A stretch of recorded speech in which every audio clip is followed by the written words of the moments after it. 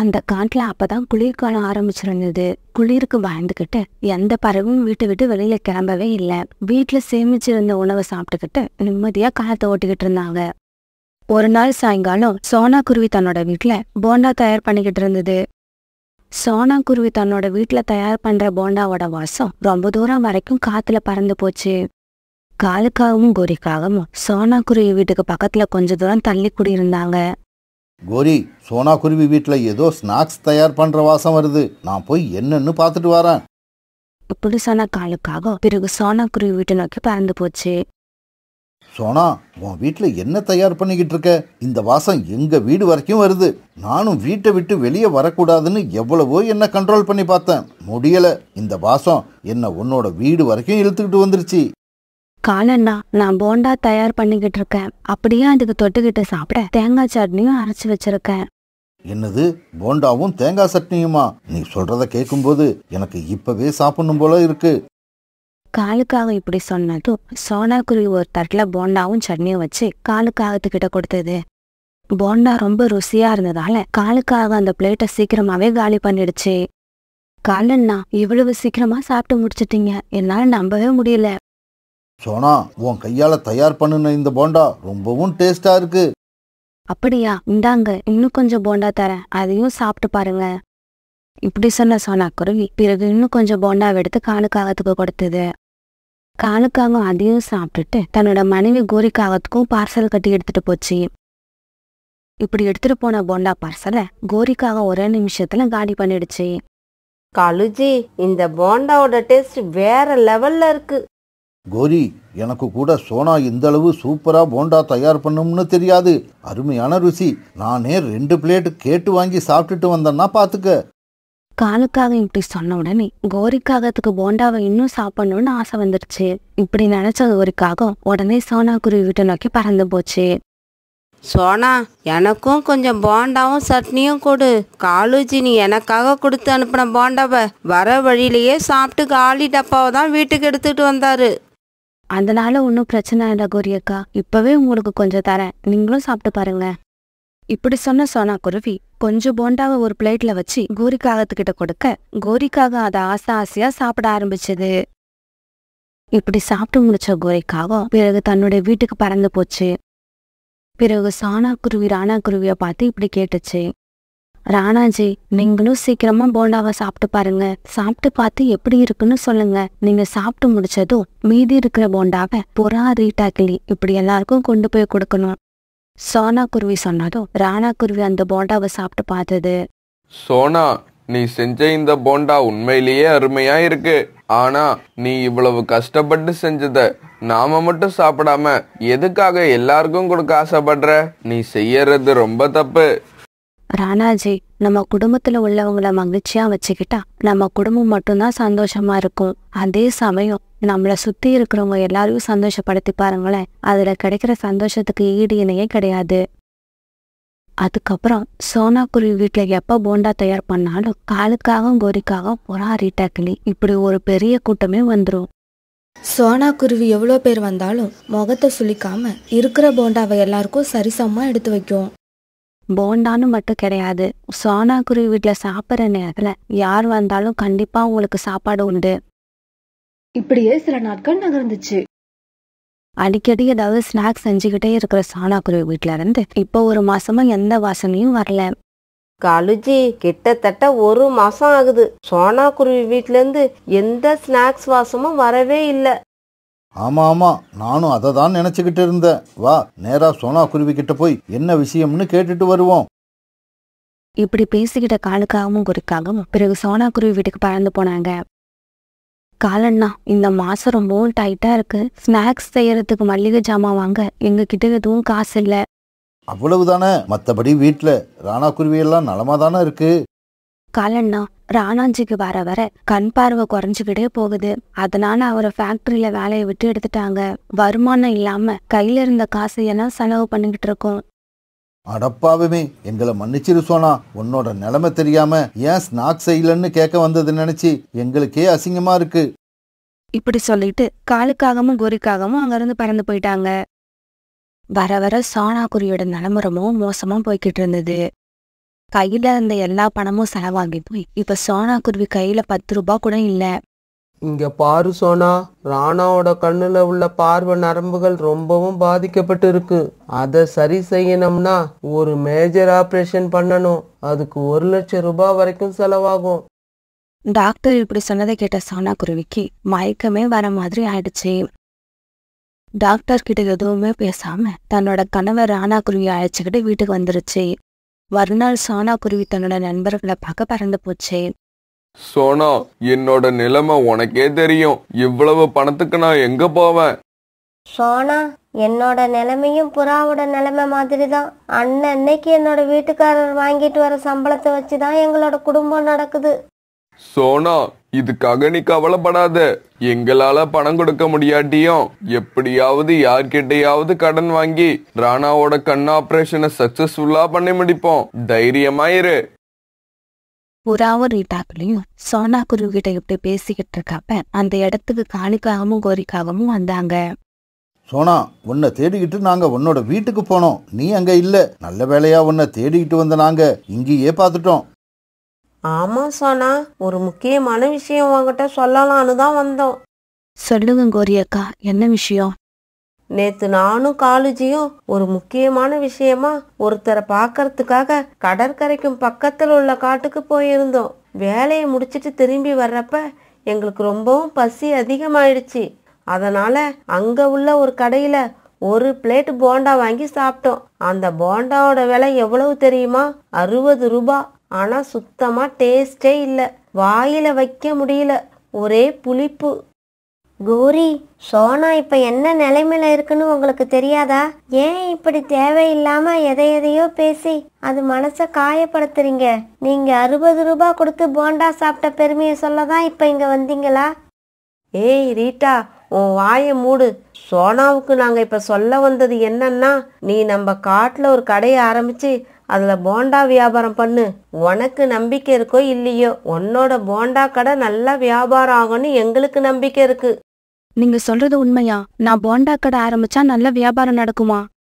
இங்க பாரு சோனா, உன்னோட திறமை உனக்கே தெரியல. எங்களுக்காக ஒரு 2 நாள் கடையை ஆரம்பிச்சு நடத்திப்பாரு. அதுக்கப்புறம் கடையை நடத்துறதா வேண்டாமான்னு நீயே முடிவு பண்ணிக்க. இங்க பாரு சோனா, சமையல் யார் வேணாலும் பண்ணலாம். ஆனா சில பேர் சமைச்ச சாப்பாடு மட்டும்தான் ருசியா இருக்கும். அந்த சில பேர்ல நீயும் ஒண்ணு. நீங்க சொல்றது சரிதான். ஆனா இப்ப என்கிட்ட கடை ஆரம்பிக்க கூட பணமே இல்ல. அதை பத்தி நீ கவலைப்படாத சோனா. நீ கடை ஆரம்பிக்க தேவையான மல்லிகை பொருட்கள் எல்லாத்தையும் நான் வாங்கி தரேன்.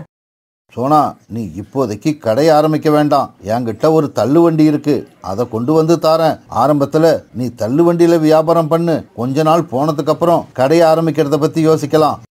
சோனா, காலுவும் கோரியும் இவ்வளவு உதவி பண்ணும் போது நான் சும்மா இருப்பேனா? என்னோட பங்குக்கு நான் 500 ரூபாய் தரேன். ஆமா சோனா, நானும் என்னோட பங்குக்கு ஒரு 500 ரூபாய் தரேன். அதை நீ மத்த செலவுக்கு வச்சுக்கோ. பிறகு மறுநாள் கோரிக்காக தனக்கு தெரிஞ்ச மளிகை கடையில கடன் சொல்லி மளிகை ஜாமான்களை வாங்கிட்டு வர காலுக்காக தன்னோட தள்ளு வண்டி எடுத்துட்டு வந்தது. எல்லா பொருட்களையும் வச்சு சோனா குருவி மறுநாளே போண்டா தயார் பண்ணி தள்ளு வண்டியில வச்சு வியாபாரம் பண்ண ஆரம்பிச்சது. சோனா குருவியோட போண்டாவை சாப்பிட்டு பார்த்த பறவைகள் எல்லாம் மறுபடி கடைக்கு வந்து போண்டாவை ரொம்பவும் விரும்பி சாப்பிட ஆரம்பிச்சாங்க. சோனா, நானும் நிறைய கடைகள்ல போண்டா சாப்பிட்டு பார்த்துருக்கேன். நீ தயார் பண்ற போண்டா டேஸ்ட்டை யாராலையும் அடிச்சிக்க முடியாது. அவ்வளவு அருமையா இருக்கு. இப்படி ஒவ்வொரு நாளும் சோனா குருவி கடைக்கு வர கஸ்டமர் எண்ணிக்கை அதிகமாகிக்கிட்டே போச்சு. அதனால சோனா குருவிக்கு வருமானமும் நிறைய வர ஆரம்பிச்சது. அந்த பணத்தையெல்லாம் சேர்த்து வச்சிருந்த சோனா குருவி ரொம்பவும் சீக்கிரமாவே ராணா குருவிக்கு ஆபரேஷன் பண்ண தேவையான பணத்துல பாதியை சேர்த்து முடிச்சது. பிறகு நண்பர்கள் உதவியோட மீதி பணத்தையும் மத்தவங்க கிட்ட இருந்து கடன் வாங்கின சோனா குருவி தன்னோட கணவர் ராணா குருவிக்கு நல்லபடியா ஆபரேஷன் செஞ்சு முடிச்சது. ராணா குருவிக்கு இப்ப கண் பார்வை நல்லா தெரிய ஆரம்பிச்சிருச்சு. அதோட கண்ணுல இப்ப எந்த பிரச்சனையும் இல்ல. சோனா, எனக்கு இப்ப கண்ணு நல்லா தெரிய ஆரம்பிச்சிடுச்சு. சின்ன சின்ன எழுத்துக்களை கூட என்னால இப்ப நல்லா படிக்க முடியுது. ராணாஜி, இதுக்கெல்லாம் நான் மட்டும் காரணம் இல்ல. என்னோட நண்பர்கள் இல்லைன்னா என்னால இதெல்லாம் தனியா செஞ்சிருக்க முடியாது. சோனா, அக்கம் பக்கத்துல உள்ளவங்க கூட நட்பா இருக்கிறது எவ்வளவு நல்ல பழக்கம்னு எனக்கு இப்ப தெளிவா புரிஞ்சிடுச்சு. ஆமா ராணாஜி, இப்போ உங்களுக்கு கண் பார்வை தெரியுதுன்னா அதுல என் பங்கு மட்டும் இல்ல, என்னோட நண்பர்கள் 4 பேர் பங்கும் அதுல இருக்கு. சோனா, இதுல நீ சொல்ற மாதிரி எங்களோட பங்கும் இருக்கு, அது உண்மைதான். ஆனா அது ரொம்பவும் குறைச்சலானது. உன்னோட நேர்மையும் உன்னோட கடின உழைப்பும் தான் இதுக்கெல்லாம் காரணம். பிறகு கொஞ்ச நாள்ல எல்லாம் சோனா குருவி தள்ளு வண்டியை விட்டுட்டு தனக்காக ஒரு கடைய ஆரம்பிச்சது. அந்த கடையிலயும் நல்ல வியாபாரம் நடக்க சோனா குருவியோட வாழ்க்கை எந்த விதமான கஷ்டமும் இல்லாம ரொம்பவும் சந்தோஷமா இருந்தது. ஒரு நாள் நண்பர்கள் 4 பேரும் சாப்பிட்டுட்டு அவங்க சாப்பிட்ட போண்டாவுக்கு காசு கொடுத்தாங்க. இங்க பாருங்க நண்பர்களே, நீங்க எல்லாத்தையும் நான் இவ்வளவு தூரம் வாழ்க்கையில உயர்ந்திருக்க முடியாது, அதனால நான் உங்ககிட்ட பணம் வாங்க விருப்பப்படல. இங்க பாரு சோனா, நாங்க உங்க வீட்டுக்கு வர்றப்ப நீ எங்களுக்கு என்ன வேணாலும் செஞ்சு கொடு, அதுக்கெல்லாம் நாங்க காசு கொடுக்க மாட்டோம். ஆனா இது உன்னோட கடை, இது நீ பண்ற தொழில் பண்ற இடத்துல சாப்பாட்டுக்கு காசு கொடுக்காம போறவங்க நல்ல நண்பர்களா இருக்க மாட்டாங்க. கோரிக்காக இப்படி சொல்ல பிறகு நண்பர்கள் எல்லாரும் தாங்கள் சாப்பிட்ட போண்டாவுக்கு பணத்தை கொடுத்துட்டு பறந்து போனாங்க. ஒரு பெரிய அடர்த்தியான காட்டுல நிறைய விலங்குகளும் பறவைங்களும் ரொம்பவும் ஒத்துமையா வாழ்ந்து வந்தாங்க. அந்த காட்டுல அவங்களுக்கு தேவையான எல்லா வசதிகளும் கிடைச்சது. அதனால அந்த காட்டுல வாழ்ந்த எல்லாருமே எந்த கவலையும் இல்லாம ரொம்பவும் சந்தோஷமா வாழ்ந்து வந்தாங்க. அதே காட்டுல ஒரு மரத்து மேல சின்னதா ஒரு வீடு கட்டிக்கிட்டு காலுக்காகவும் கோரிக்காகவும் வாழ்ந்து வந்தாங்க. அவங்களுக்கு ஒரு பையன் இருந்தான், அவன் பேரு ஜக்கு. காலுக்காக அந்த காட்டுல ஜம்ஜம் பறவைகிட்ட மரம் வெட்டுற வேலை பார்த்துக்கிட்டு இருந்தது. காலுக்காகத்தோட மனைவி கோரிக்காகவும் ஒரு பெரிய சோம்பேறி, எந்த வேலையும் செய்யாம எப்பவும் காலுக்காகத்தோட சண்டை போட்டுக்கிட்டே இருக்கிறதுதான் கோரிக்காகத்தோட பழக்கம். ஒரு நாள் பகல் முழுக்க வேலை பார்த்துட்டு சாயங்காலமா நல்ல பசியோட காலுக்காக வீட்டுக்கு திரும்பி வந்துச்சு. கோரி கோரி, என்ன இந்த நேரம் தூங்கிக்கிட்டு இருக்க? சீக்கிரமா எழுந்துரு. காலுஜி, தூங்கறதுக்கு நேரங்காலம் கிடையாது, எப்ப தூக்கம் வருதோ அப்ப தூங்க வேண்டியதுதான். சரி சரி கோரி, எனக்கு ரொம்ப பசிக்குது, சாப்பாட்டை எடுத்து வை. நானே காலையில மீதி இந்த இட்லியை சாப்பிட்டுட்டு படுத்து தூங்கிட்டு இருக்கேன், இதுல உங்களுக்கு சுட சுட சாப்பாடு கேக்குதா? என்ன கோரி இப்படி பேசுற? தூங்கறது தான் தூங்குற, சமைச்சு வச்சுட்டு தூங்க கூடாதா? இங்க பாருங்க காலுஜி, என்னோட உடம்பு இருக்கிற நிலைமை எனக்கு தான் தெரியும். இந்த சமயத்துல இவங்களோட பையன் ஜக்குவும் ஸ்கூல் முடிச்சுட்டு வீட்டுக்கு திரும்பி வந்தான். அம்மா, வயிறு பசிக்கிற மாதிரி இருக்கு, சாப்பிட ஏதாவது இருந்தா கொடுங்க. ஏண்டா, அப்பாவுக்கும் பையனுக்கும் சாப்பிட்றத தவிர வேற நினைப்பே கிடையாதா? முதல்ல ஸ்கூல்ல கொடுத்த ஹோம்ஒர்க்கை செஞ்சு முடி, ராத்திரி சாப்பிட்டுக்கலாம். கோரி, பசிக்குதுன்னு சொல்ற பையனை பாடத்தை எடுத்து வச்சு படின்னு சொல்றியே, உனக்கெல்லாம் அறிவு இல்ல? இங்க பாருங்க காலுஜி, கோவத்துல வாய்க்கு வந்ததெல்லாம் பேசக்கூடாது. நான் ஒன்னும் சாப்பாட்டுக்கு வழி இல்லாம உங்க வீட்டுல வந்து இருக்கல. இப்ப போனா கூட எங்க அம்மா என்ன உட்கார வச்சு 3 வேளை இல்லைனாலும் 2 வேளையாவது சாப்பாடு போடுவாங்க. நீ இங்க இருந்து எந்த வேலையும் செய்யாம இருக்கிறதுக்கு இல்லாம இருக்கிறது எவ்வளவோ மேல். காலுஜி, என்ன பார்த்து இந்த வார்த்தை சொல்லிட்டீங்கல்ல, இதுக்கப்புறம் நான் இந்த வீட்டுல இருக்கவே மாட்டேன். நான் இப்பவே கிளம்புறேன் எங்க அம்மா வீட்டுக்கு. தாராளமா இப்பவே போ. உங்க அம்மா கூட இப்படிதான் போல இருக்கு. உங்க அப்பாவை படுத்தி எடுப்பாங்களாம். உங்க அப்பா சாவறதுக்கு முன்னாடி ஒரு தடவை என்கிட்ட உங்க அம்மாவை பத்தி சொல்லிட்டு கண்ணீர் விட்டு அழுதாரு. உங்க அம்மா புத்தி உனக்கும் அப்படியே இருக்கு. எங்க அம்மாவை பத்தி பேசிட்டீங்கல்ல, இதுக்கப்புறம் இந்த வீட்டுக்கும் எனக்கும் சம்பந்தமே இல்ல.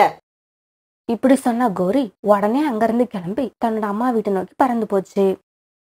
அப்பா, என்னப்பா ஏன் இவ்வளவு கோபமா அம்மாவை திட்டினீங்க? அம்மா இப்ப வீட்டை விட்டு போயிட்டாங்க பாருங்க, இப்ப நாம என்ன பண்றது? என்னடா ஜக்கு, ஏதோ உங்க அம்மா இப்பதான் புதுசா வீட்டை விட்டு வெளியில போற மாதிரி பேசுற. இதுக்கு முன்னாடி எல்லாம் அம்மா வீட்டை விட்டு போயிட்டான்னா அடுத்து என்ன நடக்கும்? என்ன நடக்கும்? 2-3 நாள் கழிச்சு நீங்க தான் போய் கூப்பிட்டுட்டு வருவீங்க. இப்பவும் அதே தாண்டா நடக்கும். கோரி, நீ ரொம்ப நல்ல காரியம் பண்ணிருக்க. நாம சம்பாதிக்கிறவங்கிற திமிர்ல இருக்க ஆம்பளைங்களை எல்லாம் இப்படிதான் போட்டு வாங்கணும். அம்மா, என்ன பத்தி எவ்வளவு திட்டினா கூட தாங்கிப்பம்மா. ஆனா அவர் இந்த தடவை உன்னையும் சேர்த்து திட்டாரு. வரட்டும் வரட்டும், காலு எங்க போயிட போகுது? உன்னை கூப்பிட எப்படி இருந்தாலும் இன்னும் 4 நாள் கழிச்சு இங்க வந்துதான் ஆகணும். அப்பா பேசிக்கிறேன். என்னடி பண்றது கோரி, நமக்கு வாய்ச்ச ஆம்பளைங்க சரியில்லை.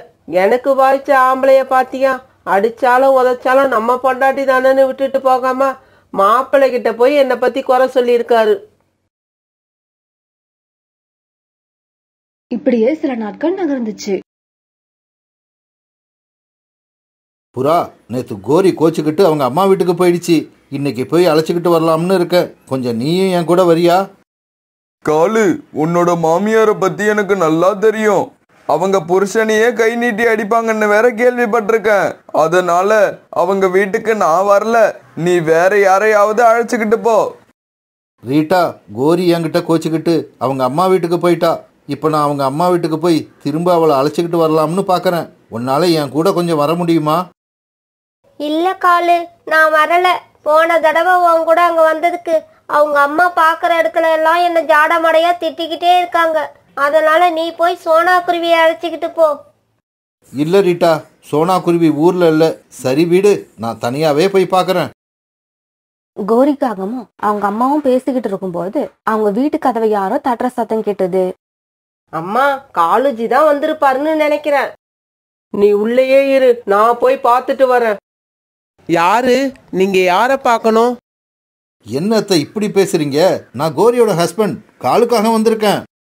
இப்ப கோரியும் வீட்டுக்குள்ள இருந்து வெளியில வந்துருச்சு. காலுஜி, நீங்க நினைக்கிற மாதிரி இந்த தடவை நான் மறுபடியும் உங்களோட வருவேன்னு நினைச்சு கூட பார்க்காதீங்க. அந்த எண்ணமே எனக்கு இல்ல. கோரி, இப்படி பேசினா எப்படி? காலையில நான் வேலைக்கு கிளம்புறதா இல்ல ஜக்குவை ஸ்கூலுக்கு கிளப்புறதா?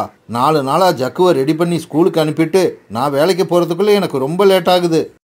தேவையில்லாம என்கிட்ட வம்பு இழுத்து என்னை வீட்டை விட்டு வெளியே அனுப்புனீங்கல்ல, அதுக்கான தண்டனை தான் இது. சரி சரி, நடந்தது நடந்து போச்சு. என் கூட கிளம்பி வா, சீக்கிரம் வீட்டுக்கு போவோம். நீங்க கூப்பிட்ட உடனே அப்படியே கிளம்பி வந்துட முடியாது காலுஜி. இது வரைக்கும் நமக்கு கல்யாணம் ஆகி தங்கத்துல ஒரு கம்மல் கூட நீங்க எடுத்து கொடுக்கல. நான் இப்போ உங்க கூட வீட்டுக்கு வரணும்னு நினைச்சீங்கன்னா ஒரு கம்மல் எடுத்துக்கிட்டு வந்து என்கிட்ட கொடுத்துட்டு அப்புறம் என்ன அழைச்சிக்கிட்டு போங்க. கோரி, எதுவும் பேசாதீங்க காலுஜி. நான் சொன்னதை வாங்கிட்டு வாங்க, இல்லைன்னா நான் உங்க கூட எப்பவுமே வரமாட்டேன். கோரி இப்படி சொன்ன உடனே வேற வழி இல்லாத காலுக்காகவும் பிறகு அங்கிருந்து கிளம்பி பறந்து போச்சு. இப்படி போன காலுக்காகவும் சேட்டு வச்சிருக்க நகை கடைக்கு போச்சு. சேட்ஜி சேட்ஜி, எனக்கு சின்னதா ஒரு கம்மல் கொடுங்க. காலுஜி, உங்களுக்கு என்ன விலையில கம்மல் வேணும்? ஒரு 2000 ரூபாய்க்குள்ள பார்த்து கொடுங்க சேட்ஜி. அதுக்கு மேல என்கிட்ட பணம் இல்லை. பிறகு சேட்ஜி கொடுத்த கம்மலை வாங்கிட்டு காலுக்காகம் கோரியோட அம்மா வீட்டுக்கு பறந்து போச்சு. காலுக்காக வாங்கிட்டு போன கம்மல கோரிக்காகவும் கோரிக்காகத்தோட அம்மாவும் பார்த்தாங்க. கம்மல் என்னவோ நல்லா தான் இருக்கு, ஆனா மாட்டுல இல்லாம இந்த கம்மலை போட்டா சுத்தமா நல்லா இருக்காது. அம்மா, இப்ப நீங்க என்ன சொல்ல வரீங்க? என்னடி நீ, உனக்கு இன்னும் புரியலையா? சீக்கிரம் போய் இதுக்கு ஏத்த மாதிரி ஒரு மாட்டல் வாங்கிட்டு வர சொல்லு. காலுஜி, அம்மா சொன்னது காதுல விழுந்துதா இல்லையா? சாயங்காலத்துக்குள்ள சீக்கிரமா மாட்டுலையும் வாங்கிட்டு வாங்க. அப்பதான் அம்மா என்ன சந்தோஷமா வழி அனுப்பி வைப்பாங்க. கோரி இப்படி சொன்னதை கேட்ட காலுக்காகத்துக்கு கோபமா வந்தது. இருந்தாலும் அதை வெளியில காட்டிக்காம மௌனமா அங்கிருந்து பறந்து போச்சு. இப்படி போன காலுக்காகவும் நதியில போய் தண்ணீர் குடிச்சிட்டு அங்கேயே உட்காந்து மௌனமா அழ ஆரம்பிச்சது. அந்த சமயத்துல புறாவும் சோனா குருவியும் அங்க வந்தாங்க. என்ன காலன்னா கண்ணுல கண்ணீரோட உக்காந்துருக்கீங்க? சோனா, வீட்டை விட்டு வெளியில போன கோரி இன்னும் வீடு திரும்பவே இல்லை. ஜக்குவை வச்சுக்கிட்டு எனக்கு ரொம்ப கஷ்டமா இருக்கு. இப்படி சொன்ன காலுக்காகவும் பிறகு நடந்தது எல்லாத்தையும் சோனா குருவிக்கிட்டையும் புறா கிட்டையும் சொல்லுச்சு. அடடா, கோரி அக்கா என்ன இவ்வளவு மோசமா இருக்காங்க, கொஞ்சம் கூட பொறுப்பே இல்லாம நடந்துக்கிறாங்க. சோனா, நடக்க வேண்டியது நடந்தா பொறுப்பு தன்னால வரும். புறாண்ணா, நீங்க சொல்றதுக்கு என்ன அர்த்தம்னு எனக்கு புரியல. என்ன நடக்கணும்னு நினைக்கிறீங்க? காலுவுக்கு இன்னொரு கல்யாணம் நடக்கணும். நடந்தா கோரி கண்டிப்பா திருந்தோம். அம்மா, என்னம்மா காலுவை இன்னும் காணோம்? சாயங்காலத்துக்குள்ள வர சொல்லி இருந்தேன், இந்நேரம் வந்திருக்கணுமே, என்னாச்சு? மாப்பிள்ள கையில வச்சிருந்த காசுக்கு கம்மல் வாங்கியிருப்பாரு. மாட்டல் வாங்க பணம் எங்கேயாவது கடன் வாங்க வேண்டாமா? அதனாலதான் லேட் ஆகுதுன்னு நினைக்கிறேன். பிறகு ராத்திரி ஆச்சு. காலுக்காகம் இன்னமும் வரல. கோரிக்காகவும் அவங்க அம்மாவும் தங்களோட வீட்டுல காலுக்காகத்தை பத்தி பேசிக்கிட்டு இருந்தாங்க. அந்த சமயத்துல வாசக்கதவை யாரோ தட்டுற சத்தம் கேட்டது. அம்மா, காலுஜி வந்துட்டாரு, சீக்கிரம் போய் பாருங்க. உடனே கோரிக்காகத்தோட அம்மா போய் கதவை திறக்க சோனாவும் புறாவும் உள்ள வந்தாங்க. வந்தது நீங்க தானா? காலுஜி இல்லையா? ஆமா, என்ன விஷயமா நீங்க 2 பேரும் வந்தீங்க? இல்ல, காலுவுக்கு கல்யாணம் ஆனது எங்களுக்கு இப்பதான் தெரியும். அந்த விஷயம் உனக்கு தெரியுமான்னு கேட்டுட்டு போகலான்னு தான் வந்தோம். என்னது, காலுவுக்கு கல்யாணமா? முட்டாள்தனமா பேசாதீங்க. நாங்க முட்டாள்தனமா பேசல, நீ முட்டாள்தனமா நடந்துகிட்டதால தான் காலு இப்ப 2வது கல்யாணமே பண்ணிருக்கு. பொண்ணு கூட வேற யாரும் கிடையாது, உன்னோட தோழி சாவிதான்.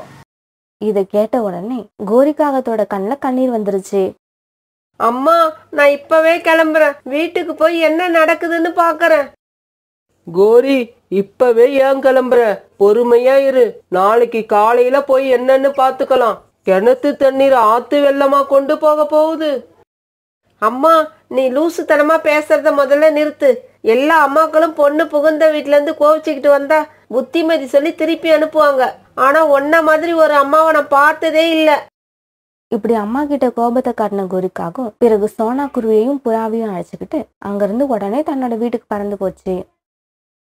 இப்படி போன இவங்க காலுக்காகத்தோட வீடு ஜன்னல் பக்கம் போனாங்க.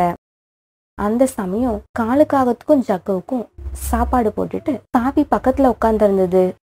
சாவி, கல்யாணத்துக்கு முன்னால எங்க அம்மா கையால இப்படி சாப்பிட்டது, அதுக்கப்புறம் இப்ப உன் கையால தான் இவ்வளவு ருசியா சாப்பிட்றேன். ஆண்டி, உங்க சமையல் எனக்கும் ரொம்ப பிடிச்சிருக்கு. அப்படியா? ரொம்ப தேங்க்ஸ் ஜக்கு. ஆண்டி, நீங்க எனக்கு பிடிச்ச மாதிரி சமைப்பீங்களா, இல்ல நான் சமைச்சு வச்சதை சாப்பிட கத்துக்கன்னு எங்க அம்மா மாதிரி சொல்லுவீங்களா? ஜக்கு, இனி என்னோட வேலையே உனக்கும் உங்க அப்பாவுக்கும் பிடிச்ச மாதிரி நடந்துக்கிறது தான். என்ன ஜக்கு இது, இவங்களை யாரோ மாதிரி ஆண்டி ஆண்டின்னு கூப்பிடுற, இனிமே அம்மான்னு கூப்பிட கத்துக்க. அப்படியாப்பா? இதோ இப்பவே கூப்பிடுறேன். அம்மா, அம்மா. ஜக்கு, நீ என்ன அம்மான்னு கூப்பிடுறத கேட்க எனக்கு எப்படி தெரியுமா இருக்கு? ரொம்ப சந்தோஷமா, ஏதோ மேகத்துல மிதக்கிற மாதிரி இருக்கு. இருக்கும்டி, இருக்கும். மேகத்துல மிதக்கிற மாதிரி தான் இருக்கும். ஒரு வாரம் வீட்டுல இல்லைன்னா ஒன்ன மாதிரி ஆளுங்களுக்கு இப்படி தாண்டி இருக்கும். இதோ வந்துட்டேன், இப்பவே உள்ள வாரேன். கோரியோட குரலை கேட்ட காலுக்காகவும் சாவி ஜக்கு இவங்க 3 பேரும் ரொம்ப அதிர்ச்சி ஆயிட்டாங்க. என்னங்க காலுஜி, ஒரே ஒரு வாரம் தான் நான் வீட்டுல இல்ல, அதுக்குள்ள இப்படி பண்ணிட்டீங்களே. நான் சத்தியமா நீங்க இப்படி செய்வீங்கன்னு நினைக்கவே இல்லை. அம்மா, ரொம்ப நாளைக்கு அப்புறம் இன்னைக்கு தாம்மா நல்ல சாப்பாடு சாப்பிட்றேன், அதுக்குள்ள வந்துட்டீங்களேம்மா. டேய் ஜக்கு, எனக்கு வர்ற ஆத்திரத்துல ஒன்ன மட்டும் இல்ல, உங்க அப்பாவையும் சேர்த்து 4 அறை விடணும் போல இருக்கு. இப்படி சொன்ன கோரிக்காகவும் அப்படியே அழ ஆரம்பிச்சது. என்ன மன்னிச்சிடுங்க காலேஜி, என்ன மன்னிச்சிடுங்க. நான் செய்ததெல்லாம் தப்பு தான். நான் உங்களையும் ஜக்குவையும் சரியா கவனிக்கல. ரொம்பவும் சோம்பேறித்தனமா இருந்துட்டேன். நான் ஒழுங்கா இருந்தாதான் இந்த வீடும் ஒழுங்கா இருக்குங்கிறத இப்ப புரிஞ்சுக்கிட்டேன். தயவு செய்து அவளை வெளியே அனுப்பிடுங்க. சாவியை நான் நல்ல ஃப்ரெண்டுன்னு தான் நினைச்சேன். இப்படி என்னோட வாழ்க்கையை பங்கு போட்டுப்பான்னு நான் நினைக்கவே இல்லை. ஏய் கோரி, நான் ஒன்னும் உன் வாழ்க்கைய பங்கு போட்டுக்கல, முழுசாவும் எடுத்துக்கல. சோனா குருவியும் புறாவும் சொன்ன மாதிரி நடிச்சேன், அவ்வளவுதான். கோரி அக்கா, எங்களை மன்னிச்சிடுங்க. நீங்க காலண்ணனையும் ஜக்குவையும் சரியா கவனிக்காம உங்க குடும்பத்தை நாசம் பண்ணிக்கிட்டு இருந்தீங்க. அது உங்களுக்கு எப்படி புரிய வைக்கிறதுனே தெரியல. அப்புறம் அந்த சமயத்துல புறா அண்ணா தான் இந்த ஐடியாவை சொன்னாங்க. உங்க ஃப்ரெண்டு சாவியை இந்த மாதிரி நடிக்க சொன்னோம், அவங்களும் ஒத்துக்கிட்டாங்க. சும்மா சொல்லக்கூடாது, புறா அண்ணா சொன்ன ஐடியா நல்லாதான் ஒர்க் அவுட் ஆயிருக்கு. ஏய் அழுக்கு புறாவே, வாழ்க்கையில இதுவரைக்கும் எதுக்காகவும் அழாத என்ன இப்படி ஒரு நாடகம் போட்டு அழ வச்சிட்டல்ல, உன்னை இப்ப என்ன பண்றேன் பாரு. கோரிக்காகம் இப்படி சொன்னதும் புறா வேகமா வீட்டை விட்டு பறந்து போக கோரிக்காகம் பின்னாடியே விரட்டிக்கிட்டு போச்சு.